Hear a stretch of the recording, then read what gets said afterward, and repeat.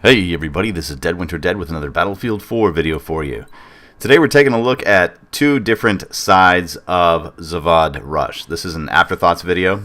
This first section is as the attackers. We are on the second to last base, the one that takes place in the actual tank factory. And I actually do pretty well. I'm able to arm this MCOM, plant my little claymore. Then I pull back underneath the stairs. I have this concrete barrier and the stairs to kind of provide me with a little bit of extra cover while I'm covering this MCOM, defending it. Now something weird happens right here. Fail nade right there. I turn around and this guy just snuck right onto the MCOM. He didn't even notice I was there. I didn't notice he was there till the last minute. I was able to take him down. And fail nade number two. I was trying to throw those grenades into that hallway to keep the defenders from pushing up underground, and I was just going to cover the stairs with my Peshneg. As you can see, we have taken both MCOMs, and we're just waiting for orders to push up into the second area. Now, this second area of Zavod, actually, excuse me, it's the last area of Zavod. It is extremely difficult for some reason. This server I'm playing on, I think it's called wardogs.org or something like that. It's a really good server. They consistently have really good rush matches. And being the average player that I am, I was surprised how easy this last set was. Because this last set, especially that Bravo MCOM, the one that's way high, it is difficult to get. But as you can see right here, look at my minimap. I've got bad guys to the right of me on my minimap. I'm not going to run up and start attacking them because that immediately brings my presence to bear on the entire enemy team. I'm going to circle way around on this road, keep low. I see a threat in that doorway. Somebody runs past me. Knife one threat. That's a nice silent kill. Use my suppressed Peshneg to take down the next threat. Another nice silent kill. Then move right onto the MCOM. One of my buddies took down that bad guy right there. Arm the objective, and I'm just waiting. I'm kind of, you see me fiddling through things because I'm waiting for a claymore to spawn into my inventory again so I can try to cover this. Now, right here, I was really just flying by the seat of my pants. I saw the two bad guys coming, and I knew somebody was going to chuck a nade, which he did. Which, I mean, that's Battlefield 101. You got more than one bad guy clumped up in an area. Chuck a grenade to either flush them out or to kill them both. Right here, as you notice, I'm not staying right on the MCOM because I want to try to move around and defend it because I know bad guys are going to head straight for the MCOM. Here, get two quick and easy kills, and I have to rearm because that last kill diffused it. Here, I'm going to stay a little bit closer. Now, if you notice, because I was able to push so fast and so hard from that second to last set of MCOMs, I didn't fiddle fart around. I completely circumvented the enemy. I didn't try to go right up their nose. Completely circled around them to get this alpha MCOM. And they've been off balance ever since. They can't get their footing back. And as you can see, really, really easy win. I went, I think, 8-0, picked up the MVP.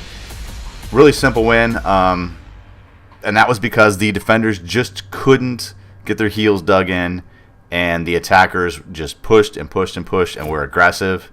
And I'm actually surprised that as aggressive as I was up in their face like that, that I didn't get killed once. So pulled out an 8-0. Yay me. This next round,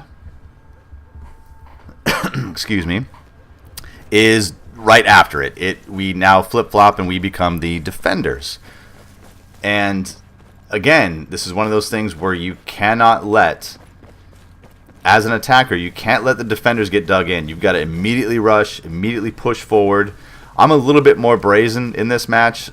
I push ahead of the MCOMs, and at some point, I actually get kills. It was a little bit dirty on my part, but I actually get some kills in the out-of-bounds zone because right behind these shipping containers that you can see off to my front, the out-of-bounds zone is just right there by that fence. And when I play defender on this first set of MCOMs on Zavod, I like to push way up, and I like to get in those cargo containers because a lot of the bad guys don't expect the defenders to be there. They expect you to be pulled back inside that concrete kind of maintenance garage, that maintenance facility where the Bravo MCOM is.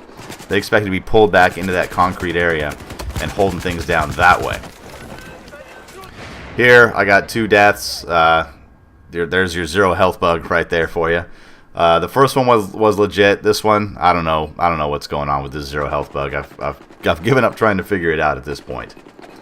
But I'm gonna respawn, and I get a nice, sweet respawn in this cargo area. I had one of my friendlies who was using the exact same tactic I was, hiding out on this corner, and this is a great area to get into because there's a lot of tight corners and there's a lot of little kind of niches to hide in, but you have to be careful because, as you'll see right here, I run out of bounds.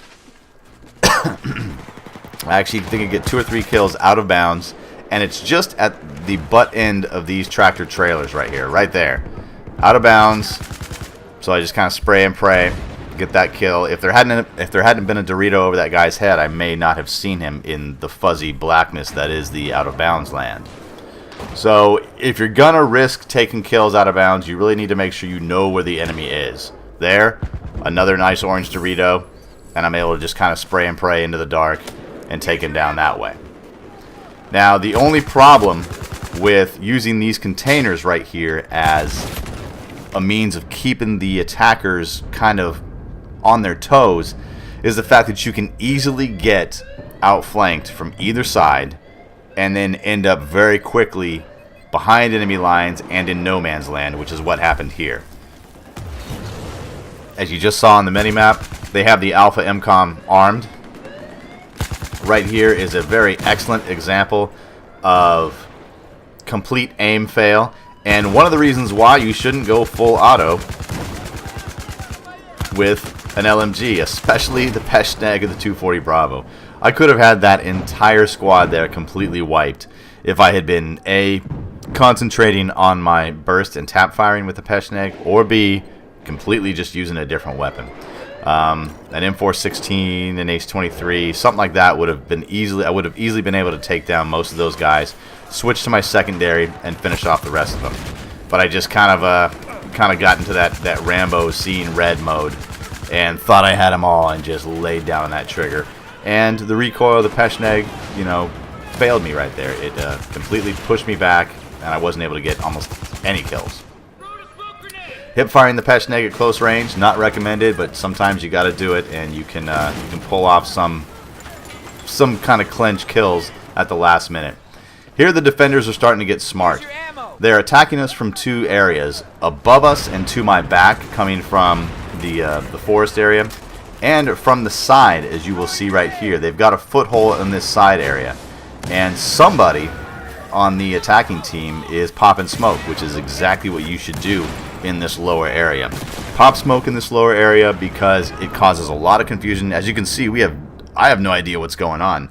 I got shot through the smoke, had no idea what was happening, and it's an excellent tactic. It's an overall good tactic for rush anyway, to kind of cover the objective in smoke, or at least cover your approach in smoke, but especially in areas where the MCOMs are in very enclosed, tight buildings, or in this case, you know, in this underground maintenance area. Smoke is extremely effective. So remember to equip smoke, either smoke grenades or get some smoke on your air burst if you're going to run support as the attacker. It's an excellent tactic, and it does help your team. Now right here, we're basically, as you can see, it's winding down. We have obviously unlimited tickets as the defenders. The attackers are down to 17. And they made that fatal mistake of allowing us to dig in, and basically, you know, now that our focus is down to 1 MCOM, you basically have the entire defending team focusing their energies on this one area. And that's just not what you want. You want to keep the team divided, you want to keep the defenders divided, you want to keep them confused, and you want to keep them back on their heels. Like I always say, push, keep them on their heels, give them that bloody nose, and do not let up. or else this will happen every single game. You will get defenders will get dug in, and there's just no way you can win. Just no way at all. Especially with the map design for Battlefield 4, as well as Battlefield 3. These maps weren't really designed for Rush. They're just kind of all-purpose maps that any game mode can work on. I think that's DICE's new philosophy, is that, you know, just they build a map where everything will kind of work, and not a map where one game mode is really a standout like they did in Bad Company 2. Well, guys, I hope you enjoyed this two sides, looking at Zavod from the first attacking side and second defending side. I know both were a little bit short, but it just showcases again, you know, the two styles that you have to use while you are playing Rush in Battlefield 4. My name's Dead Winter Dead. Thanks for watching.